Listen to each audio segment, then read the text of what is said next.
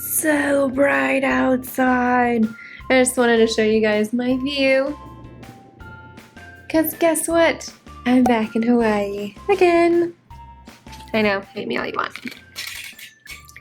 Alright, it's a little too bright for filming. I'm actually going to attach a picture just so you guys can see what that looks like at night because it looks so beautiful. Looks like stars in the hills. Last week I opened up submissions for beta readers for my debut novel, The Elysian Prophecy. If you're interested and you haven't done that yet, the link is down below. If you're entering into the beta reader process or you've received some solicited or unsolicited critiques, it's difficult to watch someone pick your manuscript apart. That's weird, right? You ask someone for advice and then you get angry or upset when they actually give it to you. No matter how bad a critique hurts, listen to it. You can't fix something if you don't know it's a problem, and critiques help you recognize these problems. So I have 8 tips to help you survive those critiques. Tip number 1, remember why you asked for advice. Did any of you ever watch that episode of American Idol when the Asian woman sings Kin Lee, more popularly known as Without You? It was awful. It was funny, but it wasn't good singing. But she didn't know that, did she? She walked in front of those judges with the full thought that she was amazing. If only she had a friend or two that would have told her that she's tone deaf. And hey, that you're getting the lyrics wrong too. You're writing a novel so that the world can read your stories, right? You also want to make sure that your novel doesn't tank because reviews are everything. Get a bad rating and that can seriously damage your novel's potential right out of the gate. Tip number 2. Focus on improving. Most professionals in the world have to constantly be on the lookout for ways to improve their model, no matter their line of work. As a writer, one of the best ways to improve your writing is through editing. We're so occupied with creating a story that we sometimes lose sight of how we tell those stories. This is the stage where someone can look at your work and realize you use too many adverbs, guilty as charged, or that your descriptions just aren't as vivid as you intended. Critiques are a way to improve not only your story, but your future writing as well. Tip number 3, keep your emotions in check before you get feedback. Easier said than done, right? Well, that's kind of life, because talk is easy. There's no telling how you'll feel after you receive feedback, but you can control how you feel before. You'll always have a whirlwind of emotions playing in the back of your head with every review, but you don't have to set yourself up for emotional failure. Don't read review comments if you're already in a bad mood. Did you get into a fender bender on the way home? You won't be in the right state of mind to take criticism then. Getting in the right mindset will help you absorb what your beta readers are saying, rather than being defensive about every comment. So drink a cup of tea, chill out for a few minutes, and bring out that Iron Man / Iron Woman that can take a hit and stay level-headed.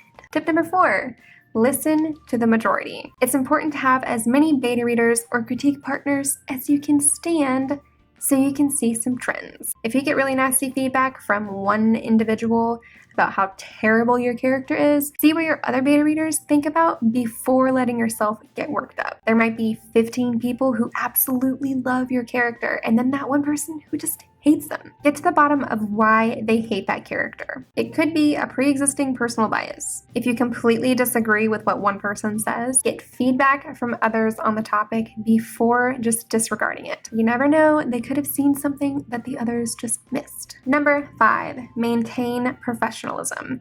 No matter the comment, always maintain professionalism. Not only are you the better person for it, but you're also not a bad person for doing it. I.e., there's no paper trail of you bashing someone else on their terrible beta performance, whereby said disgruntled beta can post discussions online for the world to see. No bueno. If you find yourself typing a fuming reply, stop. Doesn't matter how bad you think that person needs it, or how much you think you'll be doing the world a favor, don't do it. Write a polite reply to them saying that you appreciate their feedback. If you really want to tell them to F off, tell them that you thank them for taking the time to read your manuscript, but you no longer require their services. You're a professional. Don't make those hateful comments turn you into an angry Godzilla. We only want nice Godzillas here, okay? Number 6, pretend you're someone else. This is fun. We do it all the time as writers. When you feel like punches are being thrown and you can't see anything but red, try to pretend you're reading someone else's critiques and not your own. Change the names of the characters, change the cities if they're mentioned, try to read the feedback as someone who's not emotionally attacked? Does the feedback make sense, or is it a jerk trying to be rude? You'll get both. So it's important to practice identifying who's being helpful and who's being a jerk. Try your best to separate yourself enough so that you can tell the difference. Number 7, ask someone that you trust. Most of us have one or a few people whose writing opinion we absolutely trust. When you receive feedback that you're unsure about, ask that person. They should have a thorough knowledge of the story already. They can tell you whether your beta was justified in ripping apart your world's technology. They might say something like, yeah, I didn't see that before, but now that you pointed out, you might need to develop the weapon system and mention something about how they work. Or you might get, no, I can envision exactly how it worked. Well, you didn't outright explain it. The rest of the world's technology made it easy to infer. I like how you left some of it up to me to figure out. Make sure it's not a drama mama though, someone who will immediately side with you and rave about how horrible the world is. You need someone that's honest. Someone that will tell you if you need to fix it. Number 8, you're not alone. Why are there so many people who have written articles and blog posts and filmed YouTube videos on this very topic? Because so many people suffer from the self-doubt demon. Receiving criticism can feed that demon. I just watched The Conjuring 2, so demons are kind of on my mind, like, woo. That hellspawn creature stands between you and the best version of your novel. When you're ever in a dark place, find more videos or posts to read on the same topic and know that you've got company.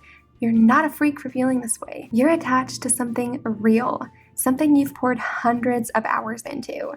It's okay to feel these emotions. You'd be a freak if you didn't care. Don't be afraid of those feelings, just don't let them get in the way. When it's time to write and edit your novel, focus on doing just that. So stay focused, you're here to improve, and that process hurts a little bit. All right, that's all I have for you guys today. I hope this video was really helpful as always. Be sure to subscribe to my channel if you already haven't. I post new writing videos every Wednesday. And if you ever have a topic that you would like me to cover that I haven't already covered before, just go ahead and drop a line down below with a suggestion and I will certainly try my best to do it. Don't forget, if you want to be one of my beta readers, you can sign up for that down below. I'm going to be picking my 20 beta readers next week. Also, you can now read chapter 2 of my novel, The Elysian Prophecy. It is posted on my website now, also linked down below. I have a lot of good stuff for you guys. Bye guys.